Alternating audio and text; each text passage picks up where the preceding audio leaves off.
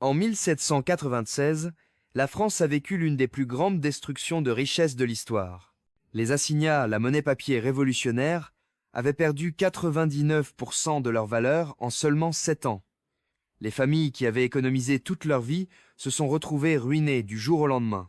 Ceux qui avaient converti une partie de leurs économies en or ou en argent ont traversé la tempête.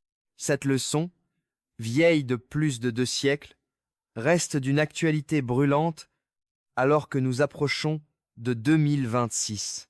La question que chaque épargnant français devrait se poser aujourd'hui est simple mais fondamentale. Quelle proportion de mon patrimoine devrait être en métaux précieux pour être véritablement protégé? La réponse à cette question ne se trouve pas dans les prévisions de prix à court terme ou dans les conseils des vendeurs d'or. Elle se trouve dans l'histoire, dans les mathématiques de l'allocation d'actifs et dans une compréhension claire de ce contre quoi nous cherchons à nous protéger. La France a une relation particulière avec l'or, façonnée par des siècles d'expériences monétaires souvent douloureuses. Après le chaos des assignats, Napoléon a créé le franc germinal en 1803, une monnaie définie par son poids en or. Ce système a offert plus d'un siècle de stabilité monétaire remarquable. Mais cette stabilité a pris fin avec la Première Guerre mondiale, quand la France, comme les autres nations belligérantes, a suspendu la convertibilité or pour financer l'effort de guerre. Ce qui a suivi est instructif pour notre situation actuelle.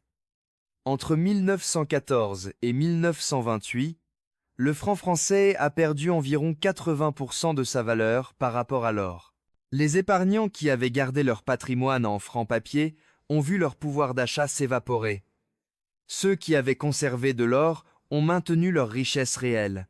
En 1928, Raymond Poincaré a stabilisé le franc à 1/5 de sa valeur d'avant-guerre, officialisant la perte pour ceux qui n'avaient pas pris de précautions. L'histoire s'est répétée après la Seconde Guerre mondiale. En 1958, Charles de Gaulle a créé le nouveau franc, équivalent à 100 anciens francs. Cette réforme cosmétique masquait une réalité plus sombre. Entre 1945 et 1958, le franc avait perdu environ 99% de sa valeur. Encore une fois, ceux qui détenaient de l'or ont préservé leur patrimoine, tandis que ceux qui faisaient confiance au papier ont été dépossédés. Ces épisodes ne sont pas des anomalies historiques. Ils représentent le fonctionnement normal des systèmes monétaires sous pression. Quand les gouvernements accumulent des dettes qu'ils ne peuvent pas rembourser par la croissance économique ou l'austérité, ils choisissent invariablement l'inflation comme solution. C'est une forme de taxation invisible qui transfère la richesse des épargnants vers les débiteurs, le plus grand débiteur étant généralement l'État lui-même. Aujourd'hui, la dette mondiale a atteint 318 billions de dollars, un niveau sans précédent dans l'histoire humaine. La dette publique française dépasse 3 000 milliards d'euros, soit plus de 110% du PIB. Les taux d'intérêt réels, c'est-à-dire les taux nominaux moins l'inflation, sont restés négatifs pendant une grande partie de la dernière décennie. Dans cet environnement, l'épargne traditionnelle perd du pouvoir d'achat chaque année, même si les chiffres nominaux sur votre relevé bancaire restent stables ou augmentent légèrement. Le système d'épargne français, avec ses produits emblématiques comme le livret A et l'assurance vie, offre une fausse impression de sécurité. Le livret A, plafonné à 22 950 €, offre actuellement un taux de 3%.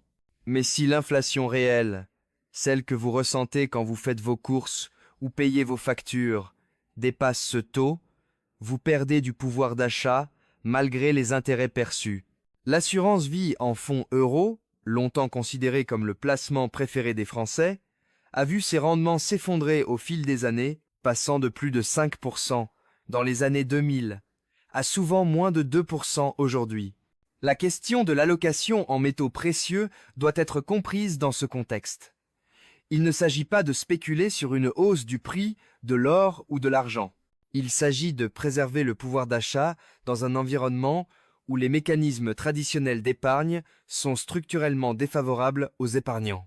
Les études historiques montrent qu'une allocation de 2 à 5% en métaux précieux ce que la plupart des conseillers financiers traditionnels recommandent, offre une diversification marginale, mais pas une véritable protection. Prenons un exemple concret. Si vous avez un patrimoine de 200 000 euros et que vous en placez 3%, soit 6 000 euros, en or, voici ce qui se passe dans différents scénarios. Dans un scénario d'inflation modérée où l'euro perd 20% de son pouvoir d'achat sur 5 ans, vos 980 000 euros en placement traditionnel valent désormais environ 155 000 euros en pouvoir d'achat réel.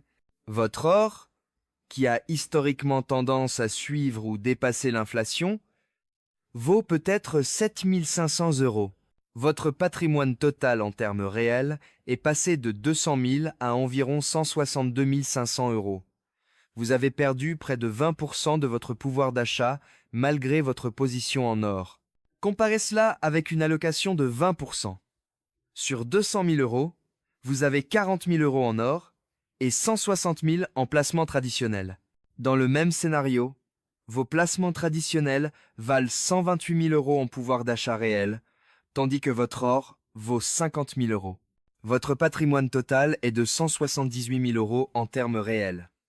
Vous avez limité votre perte à environ 11% au lieu de 20%. Dans un scénario plus sévère, comme une crise de confiance dans l'euro ou une période d'inflation élevée, similaire à celle des années 1970, les différences deviennent encore plus marquées. L'or a historiquement performé de manière exceptionnelle pendant ces périodes, multipliant parfois sa valeur par 5 ou 10 en termes nominaux, tout en préservant ou augmentant son pouvoir d'achat réel. L'argent métal joue un rôle différent de l'or dans une stratégie de protection patrimoniale. L'or est principalement un actif monétaire. Environ 90% de la demande annuelle d'or provient de l'investissement et de la joaillerie, qui dans de nombreuses cultures représentent également une forme d'épargne. L'or se comporte comme une encre monétaire, maintenant relativement bien son pouvoir d'achat à travers les cycles économiques. L'argent est un hybride. Environ 50 à 60% de la demande annuelle d'argent provient de l'industrie, notamment des panneaux solaires, de l'électronique, des véhicules électriques et de plus en plus de l'intelligence artificielle. Les 40 à 50% restants proviennent de l'investissement et de la joaillerie. Cette double nature rend l'argent plus volatile que l'or. Dans les marchés haussiers pour les métaux précieux, l'argent tend à surperformer l'or, parfois de manière spectaculaire. Dans les marchés baissiers, l'argent chute généralement plus fortement. Le ratio or-argent, qui mesure combien d'onces d'argent sont nécessaires pour acheter une once d'or, fluctue historiquement entre environ 15 et 100. La moyenne historique à long terme se situe autour de 50 à 60. Quand le ratio est élevé, comme cela a souvent été le cas ces dernières années, l'argent est relativement sous-évalué par rapport à l'or. Certains investisseurs utilisent cette dynamique en détenant plus d'argent quand le ratio est élevé et plus d'or quand il est bas. Pour la question de l'allocation jusqu'en 2026, la composante industrielle de l'argent est particulièrement pertinente. La demande de l'industrie solaire a quadruplé depuis 2015, passant d'environ 60 millions d'onces à plus de 230 millions d'onces en 2024. Cette demande est largement inélastique au prix. L'industrie doit acheter l'argent quel que soit son coût, car il est indispensable à la production. Parallèlement, le marché de l'argent est en déficit structurel pour la 5e année consécutive.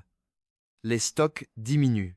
Ces fondamentaux plaident en faveur de l'argent comme complément à une allocation en or. Une règle souvent citée est la règle 8-0-2-0. 80% d'or et 20% d'argent au sein de l'allocation en métaux précieux. Cette répartition reflète les rôles différents des deux métaux. L'or, comme encre stable, et l'argent comme complément plus volatile, mais potentiellement plus performant. D'autres investisseurs préfèrent une répartition 7-0, 3-0 ou même 6-0, 4-0, selon leur tolérance au risque et leur horizon temporel. La question de savoir quelle proportion totale de votre patrimoine devrait être en métaux précieux n'a pas de réponse universelle. Elle dépend de plusieurs facteurs. Votre patrimoine, votre patrimoine total, vos autres actifs, comme l'immobilier ou les actions, vos revenus et leur stabilité, votre âge et votre horizon temporel, et votre évaluation personnelle des risques macroéconomiques. Les directives historiques peuvent cependant servir d'orientation. En période de faible incertitude économique et politique, comme les années 1990, les planificateurs financiers conservateurs recommandaient typiquement 5 à 10% d'allocation en métaux précieux, comme assurance de portefeuille. En période d'incertitude élevée, comme celle que nous vivons actuellement, ces recommandations montent typiquement à 15 à 25%. En période de crise aiguë, des allocations de 30% ou plus peuvent être justifiées. Le comportement des banques centrales offre un indice intéressant. Le Fonds monétaire international rapporte que la part de l'or dans les réserves mondiales a grimpé à environ 18%, nettement plus qu'au milieu des années 2010. Certains pays, comme la Russie, la Chine et divers pays émergents, ont augmenté agressivement leurs réserves d'or. La Banque centrale de Pologne a qualifié l'or d'assurance incendie économique. Les banques centrales ont acheté plus de 1000 tonnes d'or par an pendant 3 années consécutives depuis 2022, le niveau le plus élevé depuis les années 1960. Pour la première fois depuis 1996, les banques centrales étrangères détiennent plus d'or que de bons du Trésor américain. Ce tournant historique marque un rééquilibrage fondamental des portefeuilles de réserve mondiales, loin des actifs libellés en dollars vers des actifs physiques ayant une valeur intrinsèque. Si les gestionnaires de réserve professionnels, responsables de billions de dollars, augmentent leur allocation en or, c'est un signal que les épargnants particuliers devraient prendre en compte. La question de la forme est importante pour les épargnants français. Les pièces d'investissement comme le Napoléon 20 francs, le Krugerrand, le Maple Leaf ou le Philharmonique de Vienne sont mondialement reconnues et facilement négociables. Elles ont typiquement une prime de 3 à 8% au-dessus du prix spot, reflétant les coûts de frappe et les marges des négociants. Les lingots ont souvent des primes plus faibles, mais sont moins pratiques pour les petites quantités. Pour l'argent, les pièces comme le Silver Eagle ou le Maple Leaf sont populaires, bien que les primes sur l'argent soient proportionnellement plus élevées que sur l'or. En France, la fiscalité des métaux précieux mérite attention. L'or d'investissement, c'est-à-dire les lingots et pièces d'une pureté d'au moins 900 millièmes, est exonéré de TVA à l'achat. À la revente, 2 régimes fiscaux s'appliquent au choix. Une taxe forfaitaire de 11, 5% sur le prix de vente total, ou le régime des plus-values réelles avec un taux de 36, 2% sur la plus-value, mais avec un abattement de 5% par an à partir de la 3e année de détention, menant à une exonération totale après 22 ans. Pour l'argent, la TVA s'applique à l'achat au taux de 20%, ce qui augmente significativement le coût d'entrée. Un facteur souvent négligé est la liquidité et l'accessibilité. Les métaux précieux stockés dans un coffre fort bancaire ou chez un dépositaire réputé sont sécurisés mais pas immédiatement disponibles. Une certaine proportion de votre stock de métaux précieux devrait être conservée sous une forme rapidement accessible en cas d'urgence. Cela peut signifier de l'or et de l'argent physique chez vous, avec des précautions de sécurité appropriées. Cette considération est particulièrement pertinente pour ceux qui s'inquiètent de scénarios extrêmes comme les jours fériés bancaires ou les contrôles de capitaux. Une approche basée sur les scénarios peut aider à la prise de décision. Scénario 1. Les banques centrales parviennent à maîtriser l'inflation. Les taux d'intérêt réels deviennent positifs et l'économie mondiale sort de ses dettes par la croissance. Dans ce scénario, une allocation élevée en métaux précieux serait une assurance qui n'a pas été nécessaire. Le coût serait les rendements manqués d'autres classes d'actifs. Scénario 2. L'inflation reste tenace, les taux réels restent négatifs et le pouvoir d'achat des monnaies fiduciaires s'érode sur des années ou des décennies. Dans ce scénario, une allocation faible en métaux précieux serait une erreur coûteuse. Scénario 3. Une crise financière aiguë conduit à une perte de confiance dans le système bancaire ou certaines devises. Dans ce scénario, Les métaux précieux physiques seraient non seulement précieux, mais potentiellement la seule forme de pouvoir d'achat liquide. La probabilité que vous attribuez à chacun de ces scénarios devrait influencer votre décision d'allocation. Si vous êtes convaincu que le scénario 1 se produira, alors 5% de métaux précieux est probablement suffisant. Si vous considérez les scénarios 2 ou 3 comme plus probables, alors une allocation de 15 à 25% ou même plus pourrait être appropriée. L'Europe fait face à des défis spécifiques qui renforcent l'argument en faveur des métaux précieux. La Banque centrale européenne a maintenu des politiques monétaires ultra accommodantes pendant des années, gonflant son bilan à des niveaux historiques. La crise énergétique de 2022 a révélé la vulnérabilité économique du continent. Les tensions géopolitiques, notamment avec la Russie, ont rappelé que les conflits peuvent avoir des conséquences économiques directes et immédiates.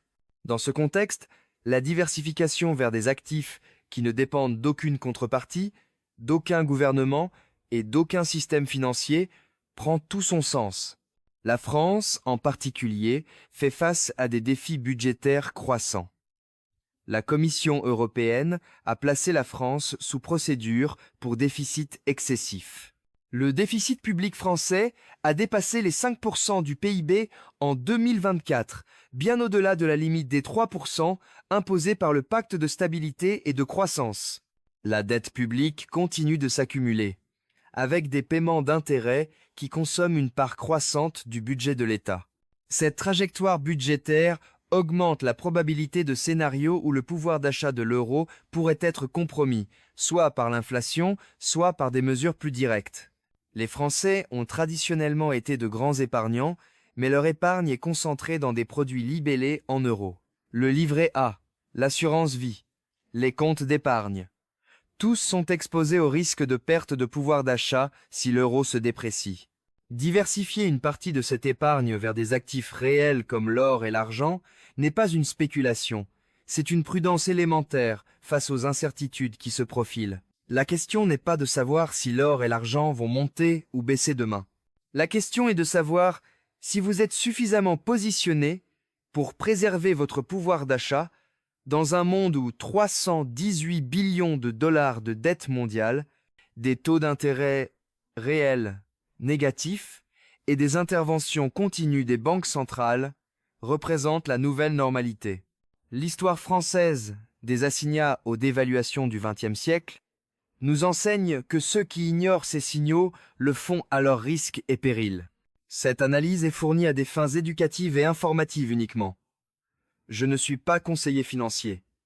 Rien dans cette vidéo ne constitue un conseil financier, d'investissement, juridique ou fiscal.